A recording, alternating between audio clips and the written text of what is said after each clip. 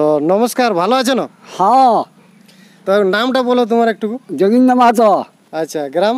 দুবরাজপুর। আচ্ছা আচ্ছা। তো কাড়া গেলে মানে কবে নিয়েছিলে, কবে? নিয়েছি চৌতি মাসে। আচ্ছা, একবারও লাগাইছো? না, কেউ লাগাতেই মানে নাই। আচ্ছা আচ্ছা। তো মানে কাড়াগুলো বিক্রি করবেন নাকি? হ্যাঁ, পাচ্ছি নাই। ও, মানে পুরো কাড়ার দিকে দৌড়ে যাচ্ছে নাকি? দৌড়ে যাচ্ছে, হ্যাঁ। কারা দেখলে টেকাতেই পাচ্ছি না। ডেমে ঢুকে নিয়েছিল, পাইরাং গেল ডেমে।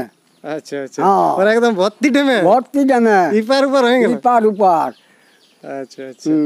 তাহলে কাড়াগুলো একবারও আপাতত লাগাই নাই? নাই। হ্যাঁ।